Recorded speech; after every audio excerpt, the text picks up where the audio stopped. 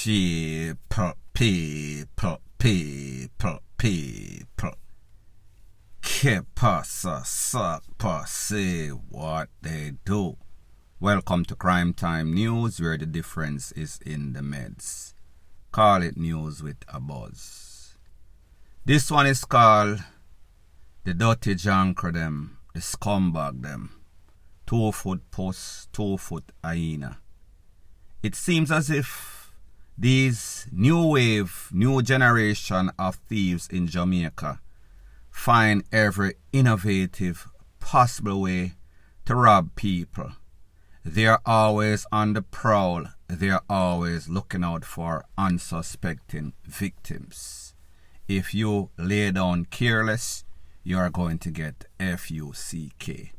It is as simple as this. However, it seems as if there is no sort of law in which they won't go. Nobody is off that list. Everybody is an equal opportunity target, even the elderly. I am speaking about a situation that occurred on Thursday night. 2 retirees, ages 82 and 71, just touched down Norman Manley International Airport. Somebody picked them up from the airport, a lady. Driving on their way from Kingston, I guess they took the highway, in the direction of Mandeville. Somehow somebody say, you know, feel how the car a drive like it have a flat tire. Them pull over. Coincidentally or by fate, another grey vehicle, them there in a grey Noah. And some people, younger youths, pull up in a grey car and say, them come out of the car and check, and then them come back and say, you know, sister, you have a flat. So the people, I guess they probably felt the car, I guess there was actually a flat. Me no know, me never did it.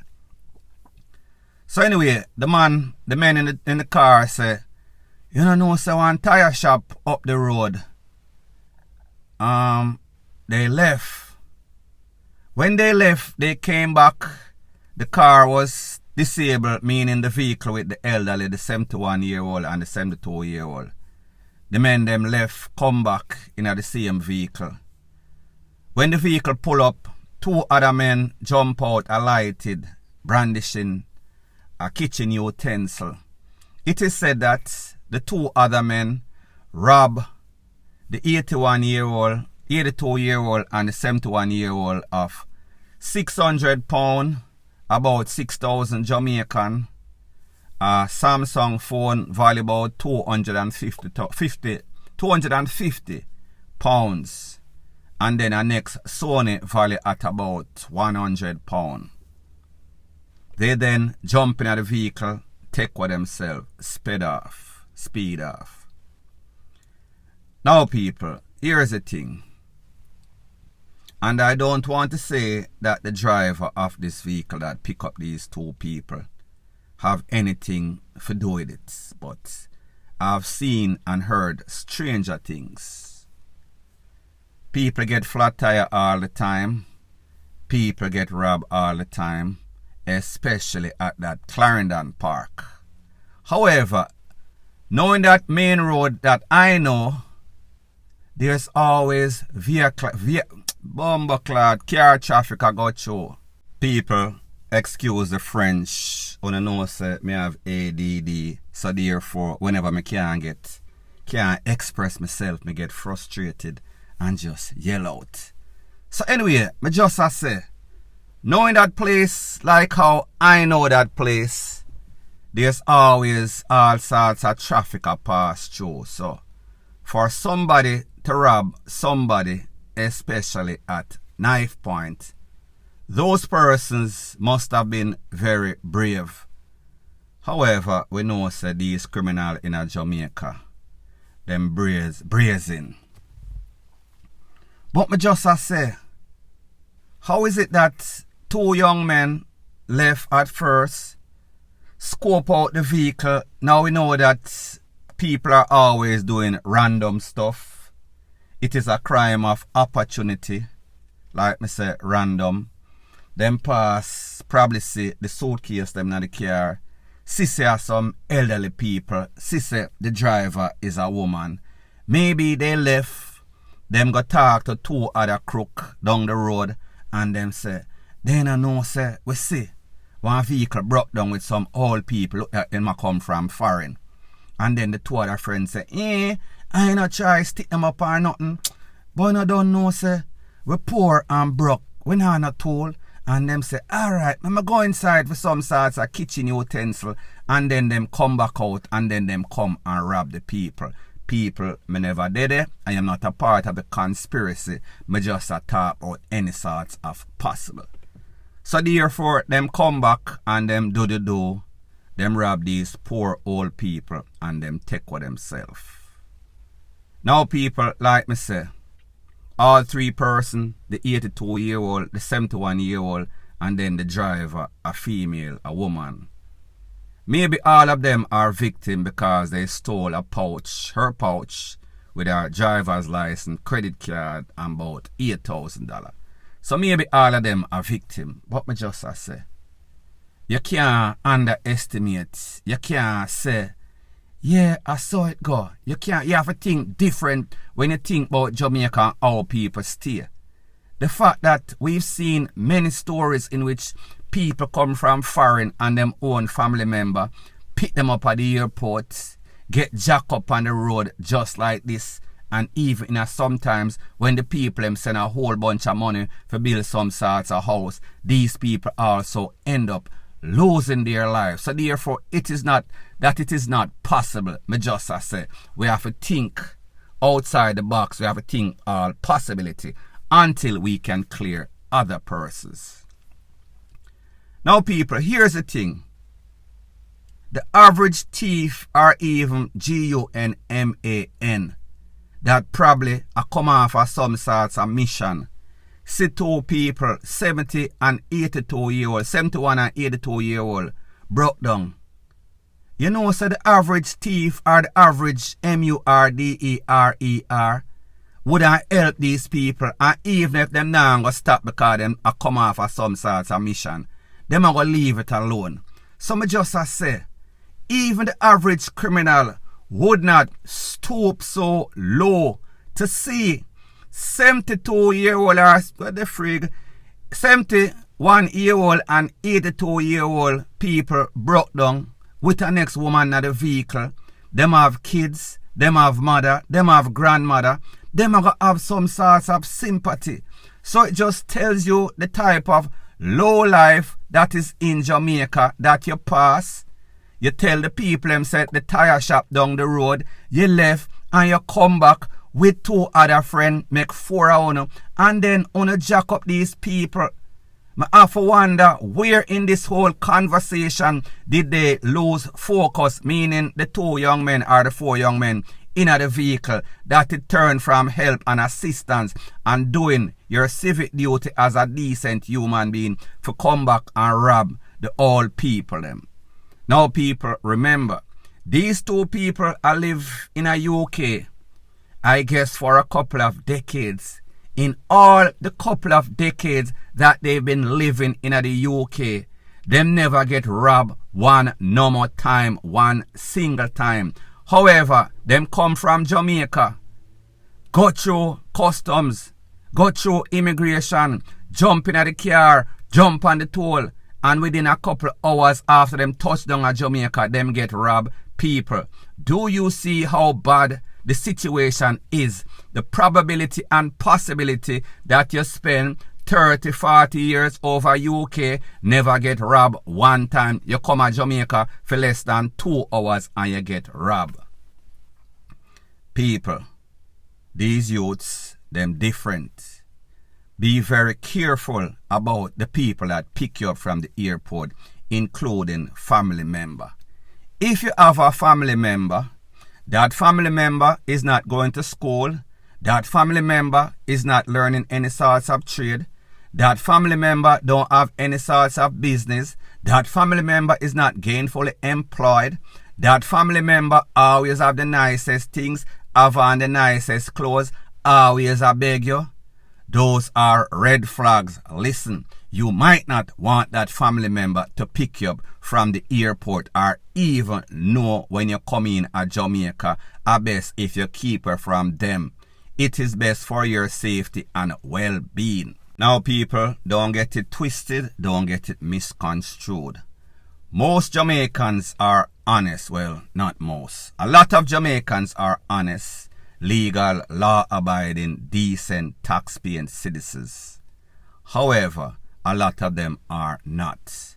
It is the ones that are the scumbags, the lowlifes that we always hear about, because it is getting from bad to worse. So this is my recommendation or advice. Sometimes when you come into Jamaica, it is best if you take a Jota, one of those registered taxi, and go about your business than calling family members.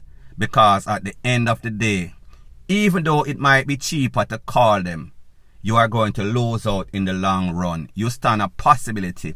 If you cannot swear upon the Bible that this family member or friend that is picking you up is a decent person, then take the Jota. My advice. Point blank and period. Further on in the news and still on the topic of scumbag lowlife Jamaicans. Do you ever realize the lack of compassion for each other on the road? Especially whenever there's any sorts of accident, wherein persons get hurt, persons even worse lose their life. I am going to speak about a situation that occurred in Boscobel. Boscobel, I think, is in St. Mary.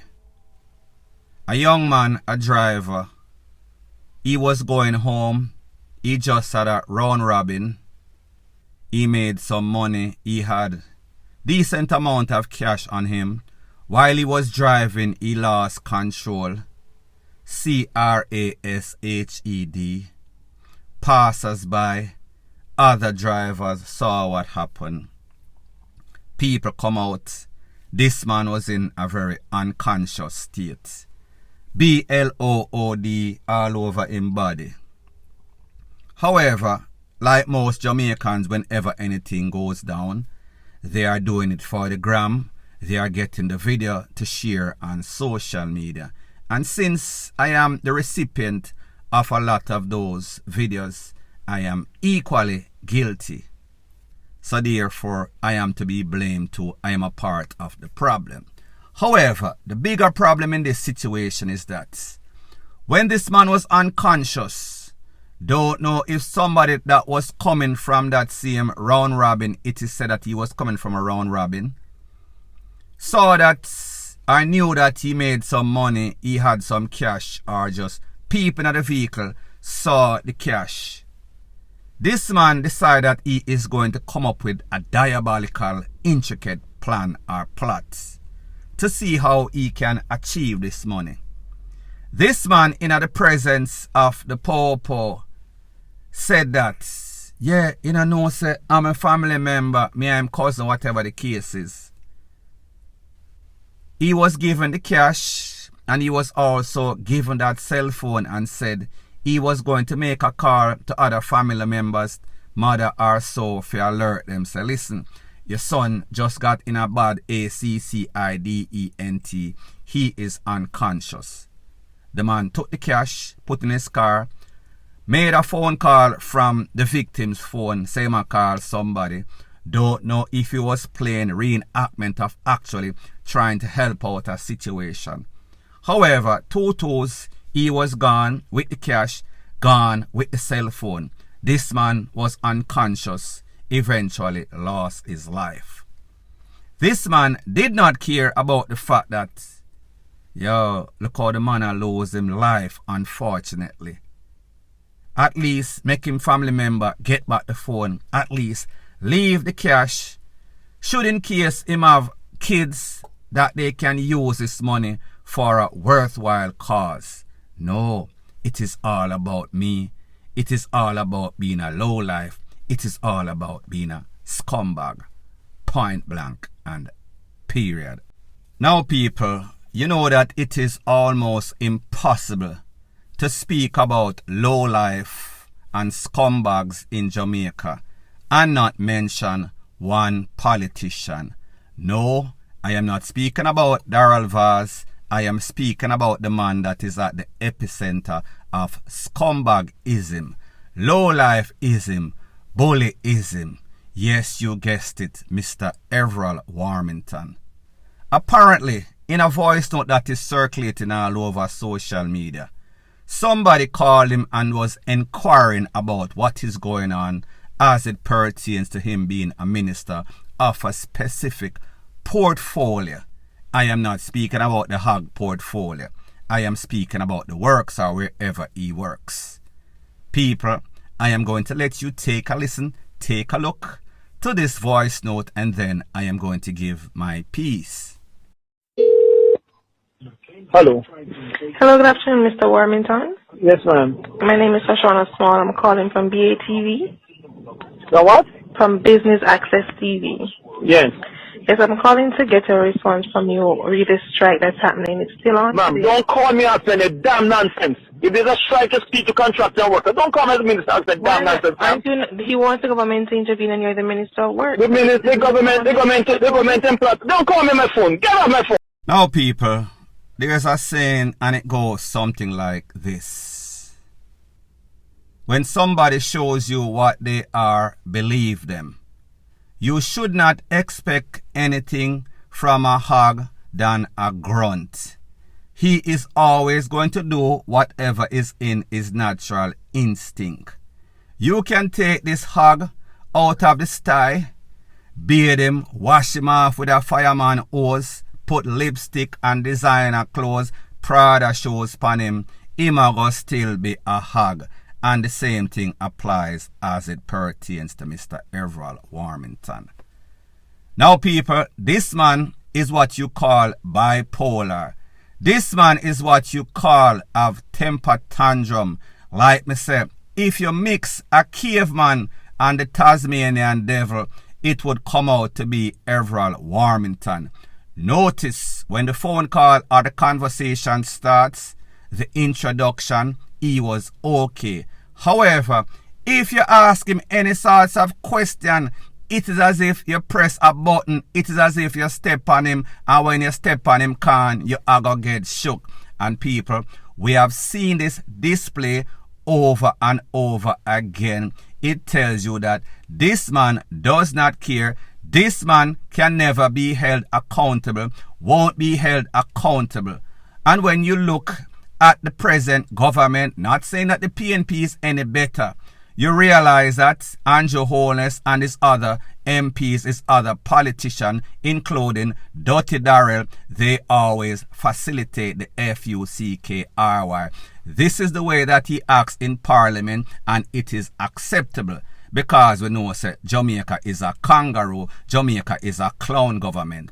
And Andrew Holness and the whole of them is the reason why this man acts like that. And until he gets reprimanded, until he is disciplined, if that is even possible, at the end of the day, this man has been getting away with this type of action or reaction for a very long time.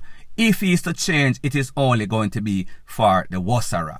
Point blank and period. So anyways people, thanks once again for checking out my video. If you appreciate videos like these, please show your appreciation by liking, commenting, sharing and subscribing to my channel. That is how YouTube promotes videos like these to like-minded, sensible persons like yourself. And last but not least, please subscribe to my next channel. It is called Jamaica Dancehall Source. The link is going to be in the description of this video. Bless up.